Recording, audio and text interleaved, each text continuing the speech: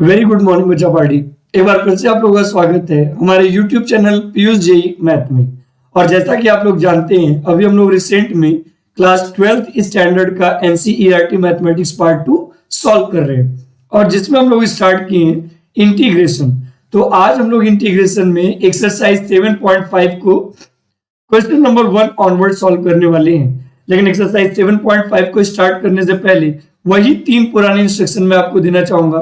पहला और सबसे महत्वपूर्ण इंस्ट्रक्शन कि सभी लोग अपने साथ एनसीईआरटी की बुक लेकर बैठेंगे।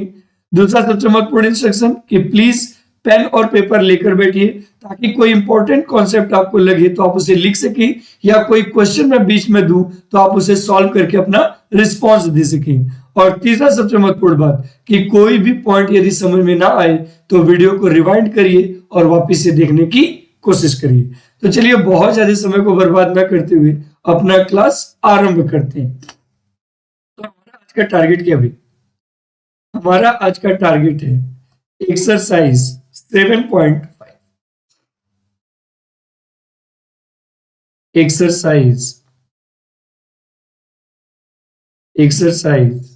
7. तो हमें एक्सरसाइज 7.5, ठीक है। अब देखो इसमें क्या कह रहा है, एक्सरसाइज 7.5 में कह रहा था कि इंटीग्रेट, है ना। इसमें क्या कर रहा है, इसमें कह रहा है कि इंटीग्रेट, ठीक है। इसे लिखना शुरू करते हैं। इसमें कह रहा है कि integrate the rational function, integrate the rational function in exercises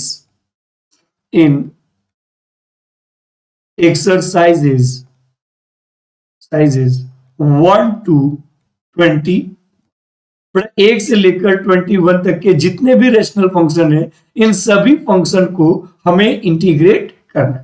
तो जब इन सभी फंक्शन को इंटीग्रेट करना है तो देखिए इसमें सबसे पहला क्वेश्चन क्या है। सबसे पहला क्वेश्चन हमारे पास है integration x D x divided by x plus 1 into x plus 2, और हमें इसको करना है इंटीग्रेट। तो अब मेरी बात को थोड़ा ध्यान से सुनने की कोशिश करिएगा बच्चा पार्टी। पार्शियल फ्रैक्शन बेसिकली यहां पर हमें लगाना पड़ेगा, और किसी भी क्वेश्चन को देखकर कैसे पता करेंगे कि पार्शियल फ्रैक्शन लगेगा या नहीं, तो उसमें 3 एक्सपेक्टेशंस रखिएगा। यदि वह 3 एक्सपेक्टेशंस को फॉलो करेगा तो डेफिनेटली पार्शियल फ्रैक्शन लगेगा। पहला एक्सपेक्टेशन क्या है? पहला एक्सपेक्टेशन ये है कि जो न्यूमरेटर की डिग्री होगी वह डिनोमिनेटर की डिग्री से ऑलवेज छोटी होगी। दूसरा एक्सपेक्टेशन क्या होगा कि 2 और मोर देन 2 प्राइम फैक्टर में वो बैठा होगा। 2 और more than 2 prime factor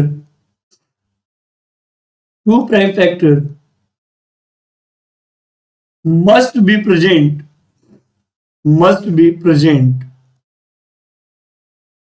in denominator, ठीक है। अगर से यह 2 बातें आपको दिख रही हैं तो समझ लीजिएगा कि पार्शियल फ्रैक्शन लगेगा। अब यदि आप ध्यान से देखोगे ना तो you will find out that कि बेटा यहां पर यह दोनों बातें फॉलो हो रही हैं। अब चूंकि यह दोनों बातें फॉलो हो रही हैं इसलिए डेफिनेटली यहां पर पार्शियल फ्रैक्शन का कॉन्सेप्ट लगेगा। अब क्वेश्चन ये राइज होता है कि सर जी पार्शियल फ्रैक्शन का कॉन्सेप्ट लगाएंगे कैसे? तो बेटा देखो, जिस फंक्शन को आपको इंटीग्रेट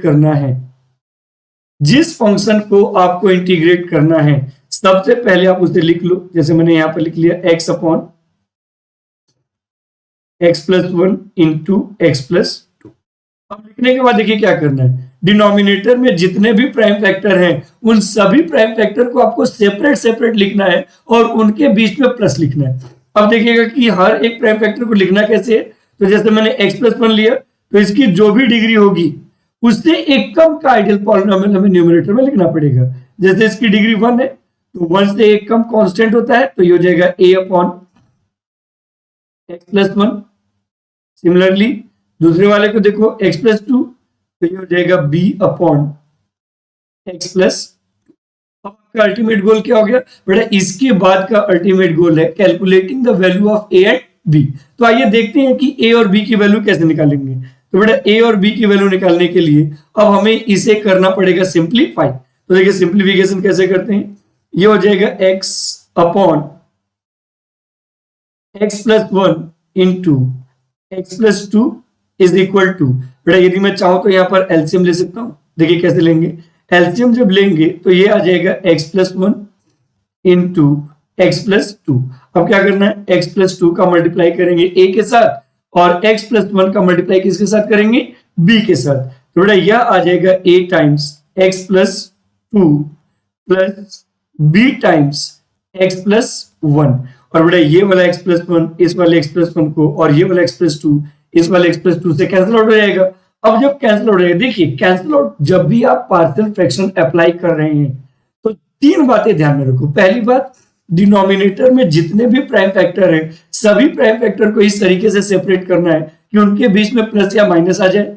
दूसरी सबसे महत्वपूर्ण बात कि अब जितने भी प्लस और माइनस आए हैं तो उनके साथ आप देखोगे ना तो एक आपको वेरिएबल भी मिलेगा a b c d type का। अब आपको उनकी वैल्यू निकालनी पड़ेगी और उनकी वैल्यू निकालने के लिए आप जब एक्सप्रेशन को सिंप्लीफाई करोगे तो आफ्टर सिंप्लीफिकेशन जितने भी लाइक टर्म होंगे उन सभी लाइक टर्म को आपको एक साथ लिखना पड़ेगा। तो बेटा जब उन सभी लाइक टर्म को हमें एक साथ लिखना पड़ेगा तो देखो यहां पर क्या आएगा, x इज इक्वल टू, पहले a का अंदर मल्टीप्लाई कर ले तो ये हो जाएगा ax प्लस 2a, फिर b का अंदर मल्टीप्लाई कर ले तो bx प्लस b।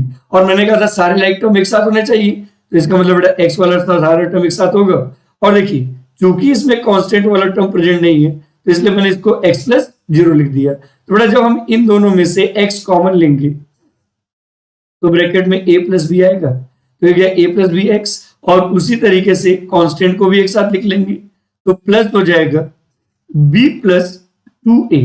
मतलब पार्शियल फ्रैक्शन जब आप अप्लाई कर रहे हैं तो सिंप्लीफिकेशन करते समय उसको पॉलिनोमियल एक्सप्रेशन टाइप में बनाना पड़ेगा और इस तरीके से बनाना पड़ेगा कि सर जी सिमिलर टर्म एक साथ हो जाए। अब ऐसे केस में क्या करेंगे, देखिए यहां पर x का कोफिशिएंट 1 है जबकि यहां पर a प्लस बी है राइट में। इसका मतलब definitely a plus b is equal to आ जाएगा 1, दैट इज इक्वेशन, सही है जी।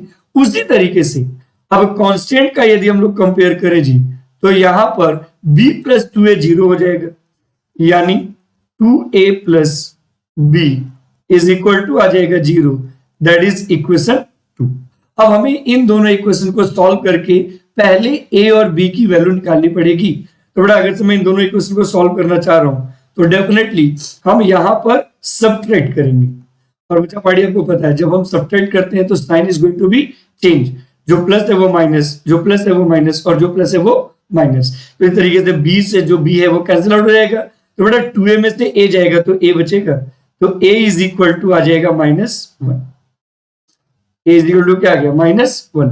अब इस a की वैल्यू को यदि मैं इक्वेशन 1 में पुट करूं तो can we calculate the value of b। यदि इस a की वैल्यू को हम लोग इक्वेशन 1 में पुट करें तो डेफिनेटली हम लोग b की वैल्यू निकाल सकते हैं। कैसे, देखो बेटा यहां पर हमें a plus b is equal to दिया है 1, सही है। और a की जगह पर मैं -1 रख रहा हूं तो -1 plus b is equal to हो जाएगा 1 और यह 1 नेगेटिव राइट में जाके पॉजिटिव हो जाएगा तो b इज इक्वल टू आ जाएगा 1 प्लस 1 और ये हो जाएगा 2। तो b की वैल्यू मिल गया और a की वैल्यू मिल गया। अब हमें क्या करना है, इस a और b की वैल्यू को बेटा यहां पर जो हमने सेपरेट किया था वहां पर हमें पुट करना। तो जब पुट करेंगे तो देखो क्या आ जाएगा, x upon x plus 1 into x plus 2 is equal to, बेटा b की वैल्यू 2 है तो ये हो जाएगा 2 upon x plus 2 minus 1 upon x plus 1, सही है। अब हम लोग दोनों साइड का कर देंगे इंटीग्रेशन। तो बेटा जब हम दोनों साइड का इंटीग्रेशन करेंगे तो जाएगा integration x dx upon x plus 1 into x plus 2 is equal to integration 2 dx upon x plus 2 minus integration dx upon x plus 1 इस तरीके से किया। अब जब आप इसके आगे इसको सिंप्लीफाई करोगे जी तो देखिए आपको फाइनल आंसर क्या मिलेगा। बेटा यहां से आपको फाइनल आंसर मिल जाएगा integration x dx divided by x plus 1 into x plus 2 is equal to, बेटा ये हो जाएगा 2 log x प्लस 2। क्लियर है ना? dx upon x plus 2 will be log x plus 2 minus dx upon x plus 1 will be log x plus 1 और plus का आ जाएगा c। तो इस तरीके से जो हमारा फाइनल आंसर आएगा बेटा वो क्या आएगा, वो आ जाएगा integration x dx upon x plus 1 into x plus 2 is equal to 2 times log x plus 2 minus log x plus 1 और प्लस का हो जाएगा c। और ये हो जाएगा हमारा फाइनल, ये हो जाएगा हमारा फाइनल आंसर। सही है। तो यहां से एक बड़ा ही महत्वपूर्ण बात अपने दिमाग में रखने वाला हुआ कि बेटा जब भी हमें पार्शियल फ्रैक्शन लगाना है तो सिंपल सी एक बात अपने दिमाग में एज ए स्टेटमेंट पुट करना है और वो ये कि सर जी डिनोमिनेटर में जितने भी प्राइम फैक्टर है, जितने भी प्राइम फैक्टर डिनोमिनेटर में है उन सभी प्राइम फैक्टर को पहले प्लस या माइनस से सेपरेट करिए और उसके ऊपर जो भी वेरिएबल आएगा पहले आपको उस वेरिएबल की वैल्यू निकालनी पड़ेगी। जैसे ही आप उनके बीच में प्लस और माइनस ला दोगे और वेरिएबल की वैल्यू आपको मिलेगी तो now you are ready to integrate and you are ready to get your answer. आप इंटीग्रेट करने के लिए भी तैयार हो और आपको आपका आंसर भी मिल जाएगा। ठीक है, चलिए अब इसके आगे अगर हम लोग चर्चा करें तो बेटा देखिए नेक्स्ट क्वेश्चन क्या है, क्वेश्चन नंबर 2। तो क्वेश्चन नंबर 2 तो सीधा यहाँ पे फॉर्मूला लग जाएगा। क्वेश्चन नंबर 2 में ये है integration dx upon x square minus 9। हमें इसका करना है सोल्यूशन। देखिए तो यहां पर तो न तो बहुत ज्यादा कॉम्प्लिकेटेड है न तो बहुत ज्यादा दिक्कत की बात है, सीधे फॉर्मूला लगाइए। कैसे? ये है इंटीग्रेशन dx अपॉन बेटा एक्स स्क्वायर माइनस 9। तो बताइए क्या हम लोग 9 को 3 का स्क्वायर लिख सकते हैं? अब हम लोगों ने एक फॉर्मूला ऑलरेडी पढ़ा है, क्या? Integration dx upon x square minus a. बेटा यह होता है 1 upon 2a log mod x minus a upon x plus a plus c. देखो बेटा एक चीज आप लोग अपने दिमाग में बैठाइए, ये एनसीईआरटी है।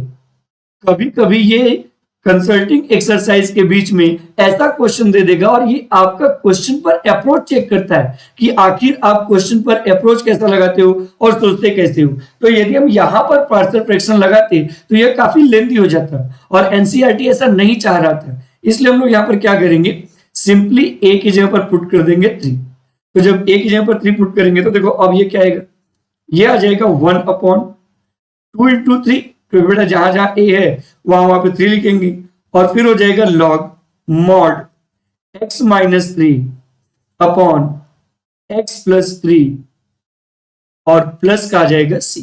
और 2 इंटू 3 होता है 6। तो बेटा जब इसको हम और सिंप्लीफाई करेंगे तो 1 अपॉन 6 लॉग मॉड में हो जाएगा x minus 3 upon x plus 3 और प्लस का आ जाएगा c।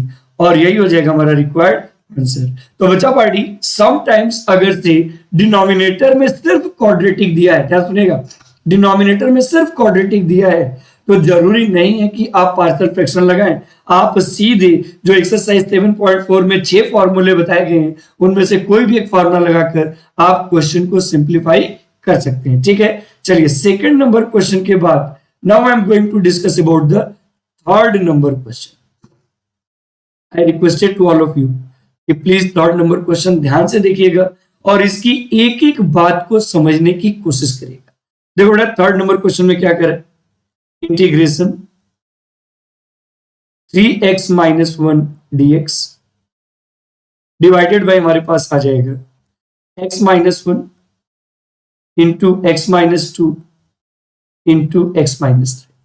देखिए भाई अभी तक तो हमने जितने भी क्वेश्चन सॉल्व किए उसमें 2 ही प्राइम फैक्टर था, लेकिन बेटा यहां पर हमारे पास 3 प्राइम फैक्टर है और हमने क्या कहा था कि जहां पर भी डिनोमिनेटर में 2 या 2 से ज्यादा प्राइम फैक्टर दिखे वहां पर पार्शियल फ्रैक्शन लगता है। मतलब इस वाले टर्म में, यानी जिस फंक्शन का हम लोग इंटीग्रेशन करना चाहते इस फंक्शन में हम पहले पार्शियल फ्रैक्शन लगाएंगे और डिनोमिनेटर में जितने भी प्राइम फैक्टर हैं उन सभी प्राइम फैक्टर को सेपरेट करेंगे। अब कैसे करेंगे, तो देखिए ये हो जाएगा 3x माइनस 1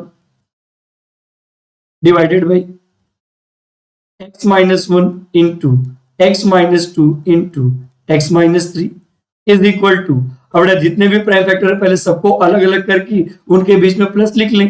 तो पहला वाला लिखेंगे तो a अपॉन x माइनस 1, दूसरा वाला लिखेंगे तो b अपॉन x माइनस 2 और तीसरा वाला लिखेंगे तो c अपॉन हो जाएगा x माइनस 3। या आपके पास तीनों प्राइम फैक्टर आ गए। अब हमारा सबसे पहला मोटिव है a, b और c की वैल्यू निकालना। अब देखिए कैसे निकालेंगे, तो बेटा इसके लिए हम लोग इसको लिख लेते हैं 3x minus 1 upon x minus 1 into x minus 2 into x minus 3। बच्चा बाड़ी हम लोग इसका प्राइम फैक्टर करने वाले, हम लोग इसको कंबाइंड करने वाले। तो जब कंबाइंड करने वाले हैं तो सबसे पहले x minus 1, x minus 2, x minus 3 का एलसीएम लेंगे और यह एलसीएम आएगा x minus 1 into x minus 2 into x minus, ये आ गया। अब देखो बेटा जब आप इसको कंबाइन करोगे ना तो a के साथ उन दो का प्रोडक्ट करोगे जो डिनोमिनेटर में नहीं है। जैसे यहाँ पर x माइनस 1 है तो हम लोग x minus 2 into x minus 3 कर लेंगे।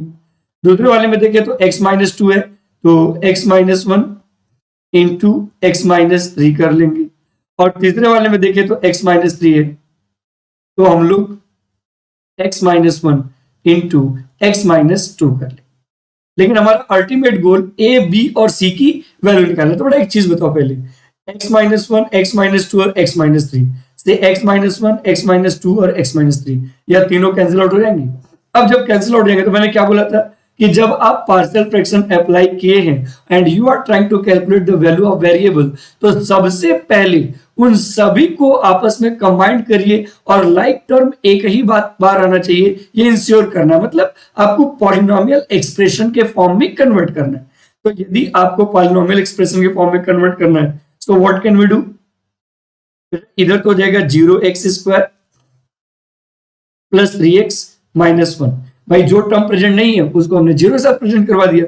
अब देखिए अगर से आप इस वाले टर्म को ध्यान से देखोगे तो क्या हमें यहां पर a से a इंटू, बेटा मैं x माइनस 2 और x माइनस 3 का डायरेक्ट मल्टीप्लाई करूंगा तो आएगा x square minus 5x plus 6।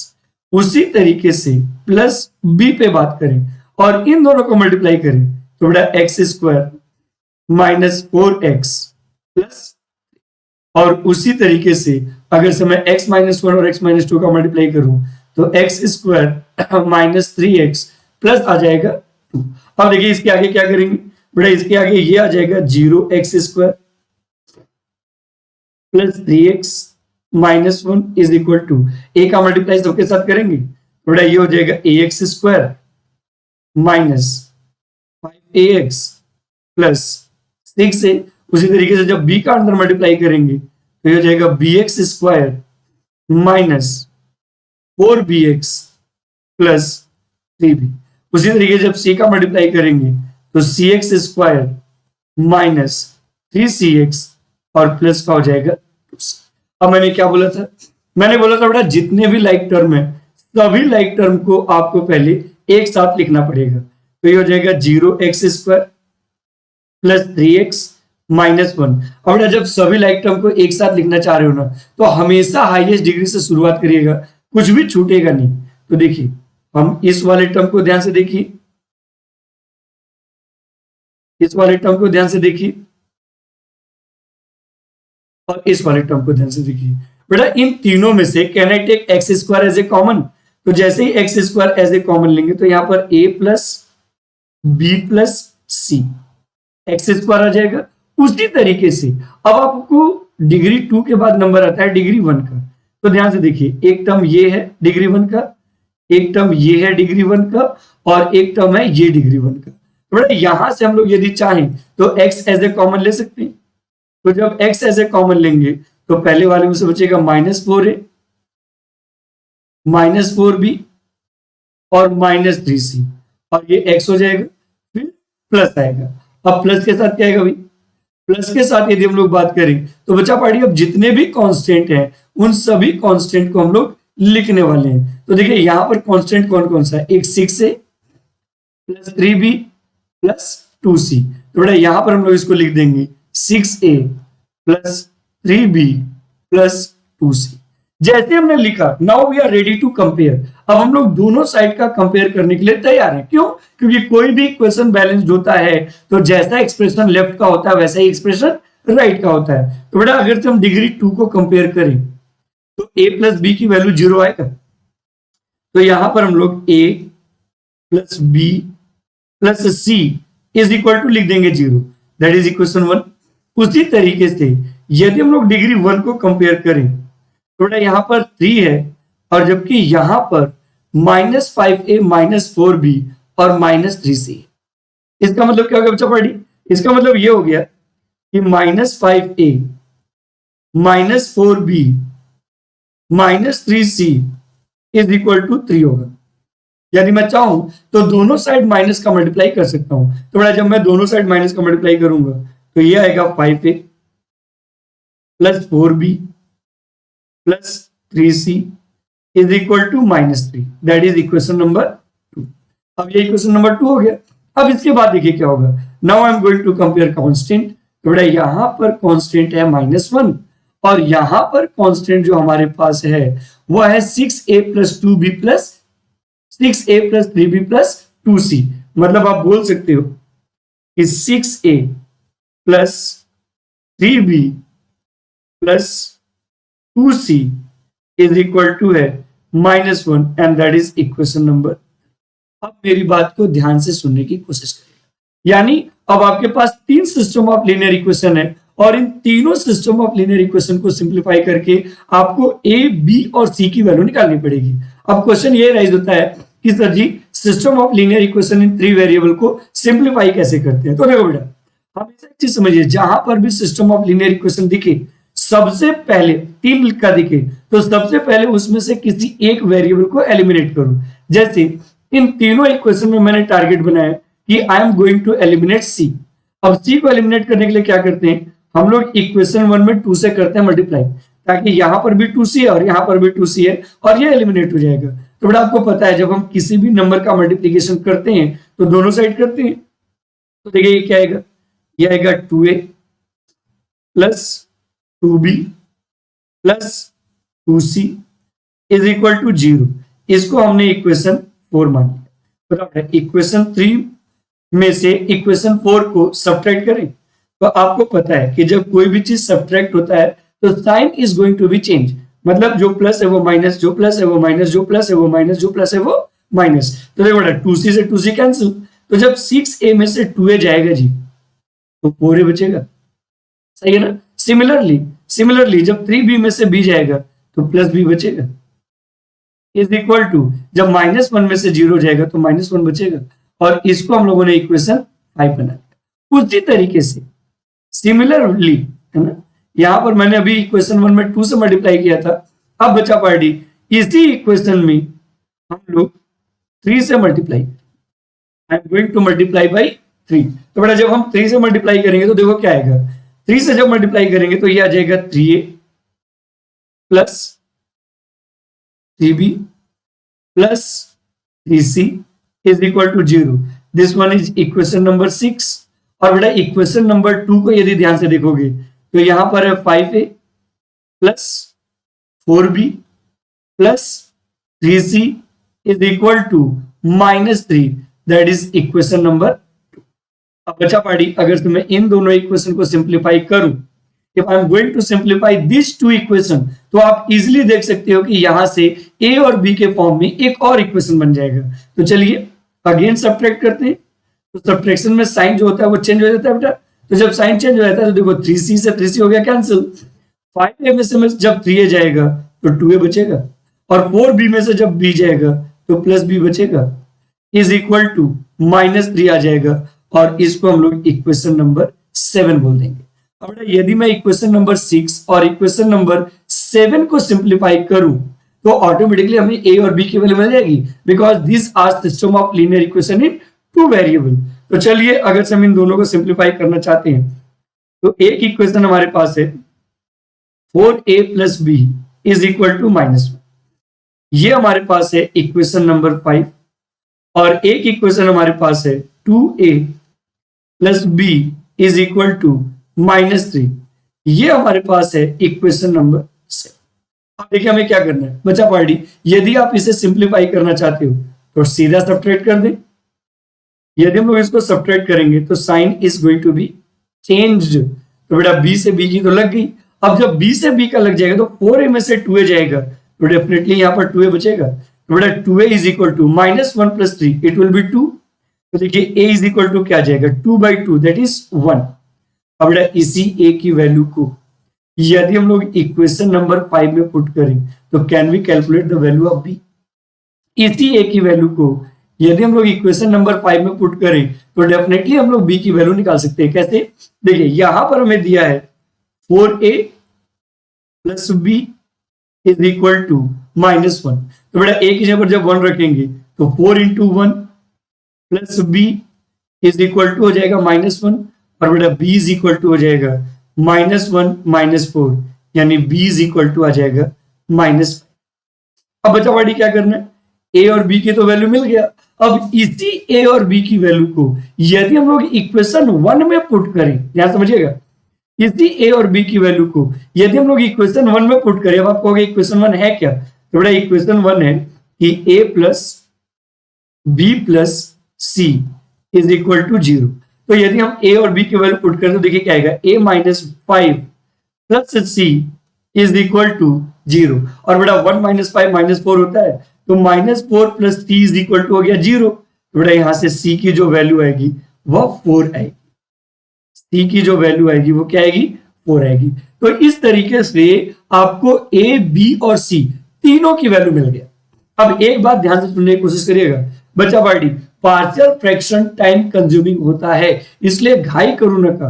2 का अगर से पार्शियल फ्रैक्शन है तब तो बड़े आराम से हो जाएगा, लेकिन 2 से ज्यादा का अगर से है तो इट विल टेक टाइम। तो आराम से रिलैक्स होकर सॉल्व करिए, जल्दबाजी मत करिए और एक एक स्टेप को प्रॉपर वे में फॉलो करिए, definitely you will get your answer. अब यहां पर देखिए क्या होगा, जैसे ही हमें a और b की वैल्यू मिल गया, कैसे मिला, a की वैल्यू मिला हमें 1, सही है, b की वैल्यू मिला हमें -5, सही है, और c की वैल्यू मिला हमें 4।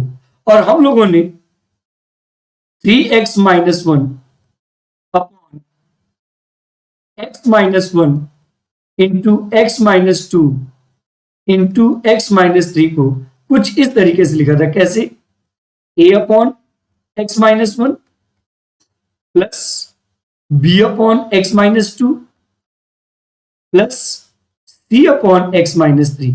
तो बच्चा पार्टी यदि मैं चाहूं तो a, b और c की वैल्यू बारी बारी से पुट कर सकता हूं। तो जब पुट करूंगा जी तो ये हो जाएगा 3x - 1 divided by x - 1 into x - 2 into x - 3 is equal to, बेटा a की जगह पर जब 1 रखा तो 1 अपॉन x - 1, जब b की जगह पर 5 रखा तो -5 अपॉन x - 2, और जब c की जगह पर 4 रखा तो 4 अपॉन x - बच्चा पार्टी दोनों साइड का हम लोग इंटीग्रेशन करेंगे। तो जब दोनों साइड का इंटीग्रेशन करेंगे तो जाएगा integration 3x - 1 dx divided by x - 1 into x - 2 into x - 3 is equal to, अब देखो इन तीनों को हम इंटीग्रेट करेंगे तो ये हो जाएगा इंटीग्रेशन dx अपॉन x - 1 -5 बाहर निकाल लें तो इंटीग्रेशन dx अपॉन x - 2, 4 बाहर निकाल लें तो इंटीग्रेशन dx अपॉन x - 3, सही है। और यदि अब हम इन सबका इंटीग्रेशन करें, if I am going to integrate all of them, तो इन सबका इंटीग्रेशन करेंगे तो देखो बेटा ये क्या आ जाएगा, ये आ जाएगा integration 3x - 1 dx divided by x minus 1 into x minus 2 into x minus 3 is equal to, देखो बेटा dx upon x minus 1 is log x minus 1 minus 5 times dx upon x minus 2 is log x minus 2 plus 4 times dx upon x minus 3 is log x minus 3 plus c, और ये हो गया हमारा final answer. भाई एक बात समझिए,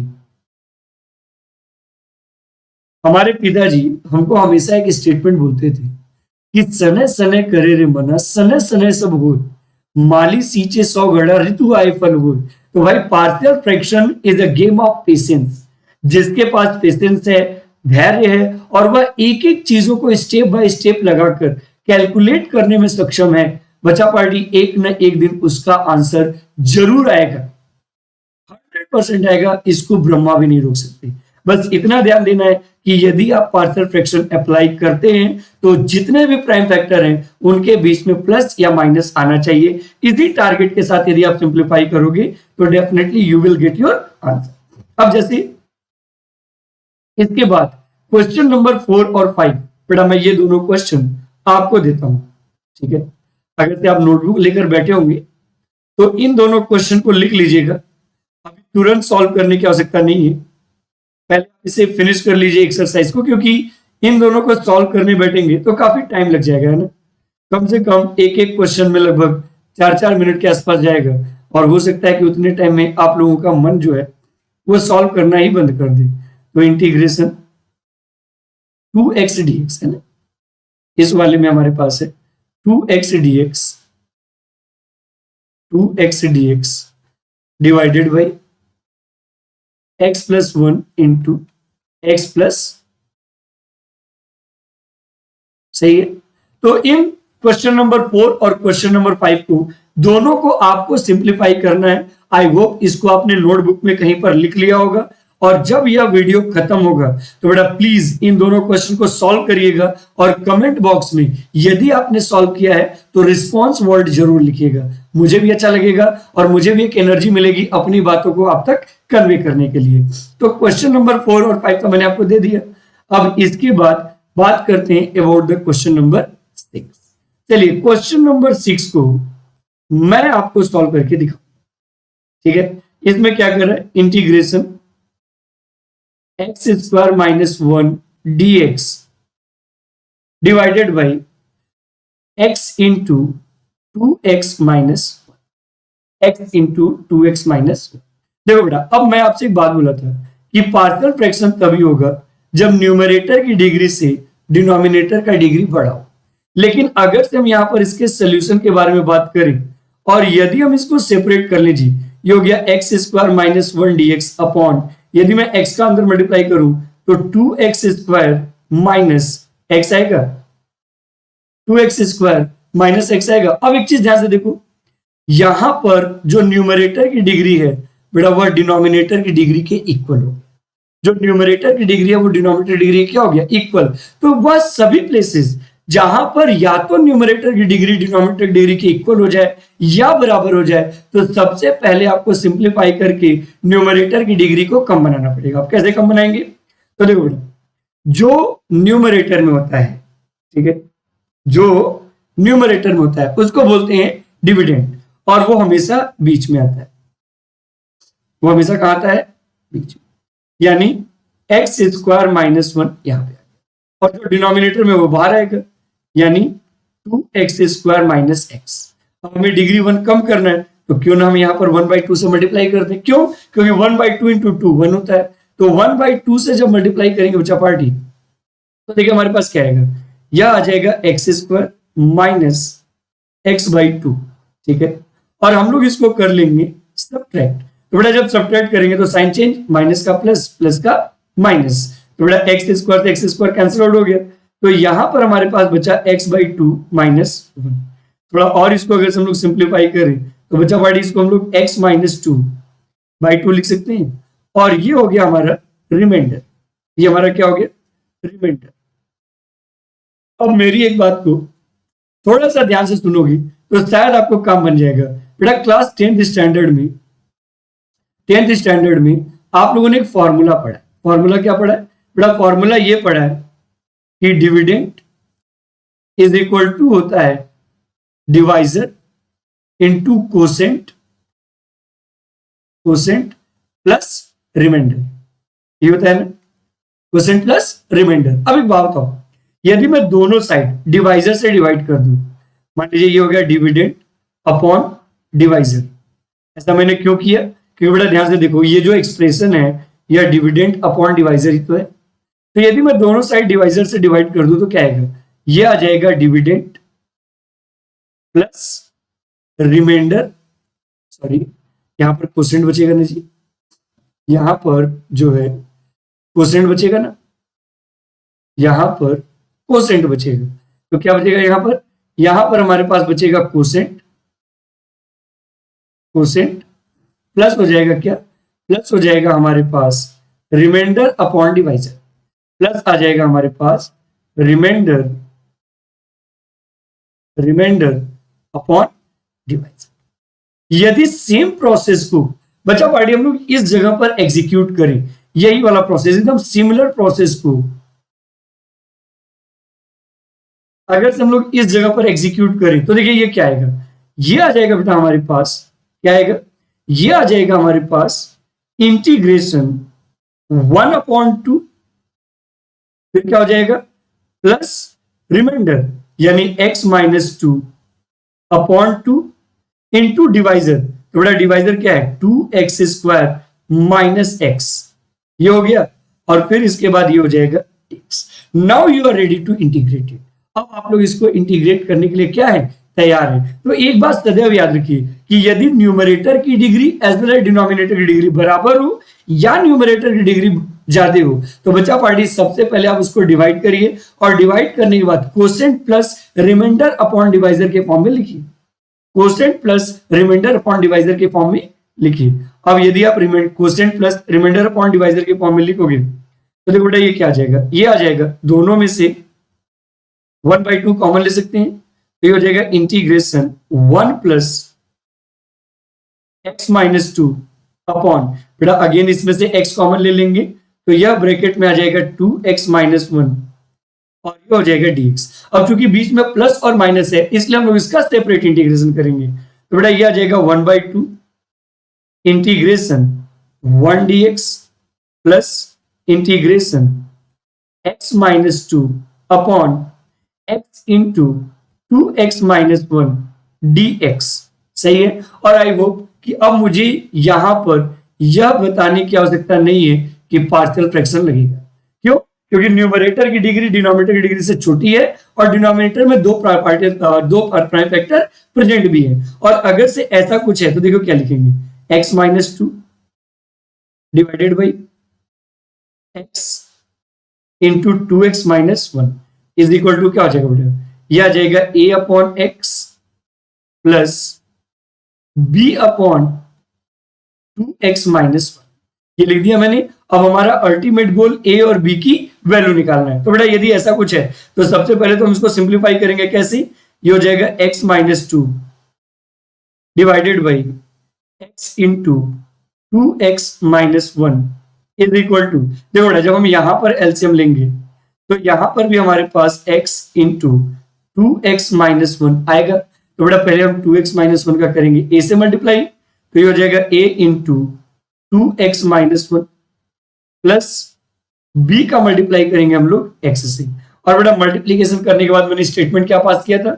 मैंने स्टेटमेंट पास किया था कि आफ्टर मल्टीप्लीकेशन, है ना, थोड़ा लेकिन इस वाले स्टेप्स को लिख लें तो और बेहतर होगा, क्योंकि बेटा 1 का जो इंटीग्रेशन होता है वह x होता है, और प्लस हम लोग integration x minus 2 upon x time 2x minus 1 dx, इसको हम लोग इंटीग्रेट करने का भी प्रयास कर रहे हैं। तो इसको इक्वेशन 1 बोलेंगे ताकि जब इंटीग्रेट करेंगे तो वैल्यू को पुट कर लेंगे। अब देखो बेटा इस x से यह x कैंसिल आउट हो जाएगा और इस 2x माइनस 1 से यह 2x माइनस 1 कैंसिल आउट हो जाएगा। अब जब ऐसा कुछ कैंसिल आउट होगा तो देखिए क्या आ जाएगा?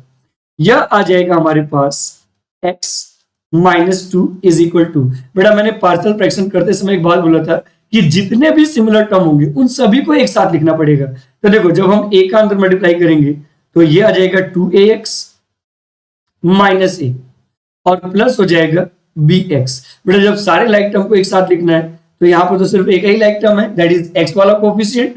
तो ये हो जाएगा बेटा x minus 2 is equal to, can I take x as a common, तो यह आ जाएगा 2a plus bx minus a, 2a plus bx minus a। बेटा जब हम इसको कंपेयर करेंगे तो भाई minus 2 is equal to minus a, minus 2 is equal to minus a, तो definitely a is equal to 2 होगा। Minus 2 is equal to minus a, तो definitely a is equal to 2 होगा। उसी तरीके से बेटा यदि मैं कोफिशिएंट ऑफ x की बात करूं तो बेटा कोफिशिएंट ऑफ x के इक्वल होगा, मतलब कि 2a plus b is equal to 1। और बेटा एक जगह पर हम लोग 2 रख सकते हैं, तो 2 2 जा 4, तो 4 plus b is equal to 1 आया, यानी b इज इक्वल टू क्या आ जाएगा बेटा 1 माइनस 4, और यहां से b की वैल्यू आ जाएगी -3। अब आप देख लो यदि a और b की वैल्यू मिल गई है तो बेटा इस सभी टर्म्स को हम लोग यहां पर पुट करें, तो जब यहां पर पुट करेंगे तो देखो बेटा क्या आएगा, ये ध्यान से देखने की कोशिश करिएगा क्योंकि यह पॉइंट थोड़ा सा इंपॉर्टेंट बन जाता है। अब क्या आ जाएगा बेटा, ये था हमारे पास x minus 2 upon x into 2x minus 1, सही है।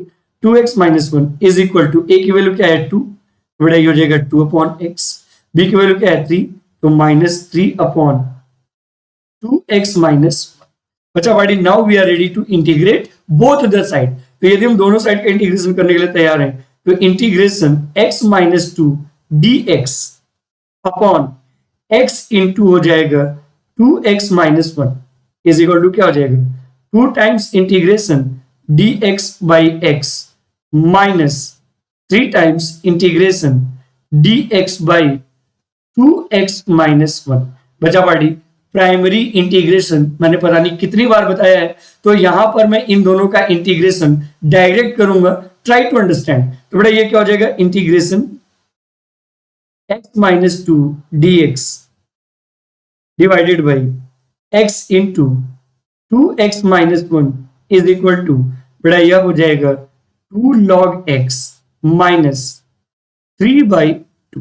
भैया डिग्री 1 के साथ जो भी कोफिशिएंट है 1 अपॉन में होता है, और ये हो जाएगा log 2x माइनस 1। इसको हम लोग बोल देते हैं इक्वेशन 2। अब हमें क्या करना है, इस इक्वेशन 2 की वैल्यू को इक्वेशन 1 में पुट करना है। इक्वेशन 1 में पुट करना है मतलब यहां पे पुट करना है, और जैसे ही आप इस प्लेस में इसके इंटीग्रेशन की वैल्यू पुट करोगे you will get your answer. आपको आपका आंसर बड़े आराम से मिल जाएगा। तो बच्चा हमारी कहने का सेंस ये है कि जब भी आप पार्शियल फ्रैक्शन करिए तो पार्शियल फ्रैक्शन टाइम कंज्यूमिंग होता है, इसीलिए जेईई मेन और जेईई एडवांस में इनके क्वेश्चन आने की संभावना 9 के बराबर होती है, पहली चीज। लेकिन स्टेट बोर्ड में हर साल एक फुल मार्क्स का क्वेश्चन पूछता है, so please try to respond it. इनका जवाब देने की आप खुद से कोशिश करिए और बहुत ज्यादा समय बर्बाद करने की कोशिश मत करिए। तो बच्चा पार्टी आज के लिए बस इतना ही करते हैं, मिलते हैं नेक्स्ट क्लास यानी नेक्स्ट क्लास में एक्सरसाइज 7.5 क्वेश्चन नंबर 7 ऑनवर्ड्स के साथ। तो आज के लिए बस इतना ही, मिलते हैं नेक्स्ट क्लास में इसी मुस्कुराहट के साथ और एक्सरसाइज 7.5 क्वेश्चन नंबर 7 के साथ। तब तक के लिए बहुत बहुत धन्यवाद and thank you very much for your great love and support. बेटा इसी तरीके से अपना प्यार और दुलार कंसिस्टेंटली बनाए रखिए ताकि मैं अपनी बातों को और अपने विचारों को आप तक बेहिचक पहुंचा सकूं। थैंक यू बच्चा party, thank you very much. मिलते हैं नेक्स्ट क्लास में।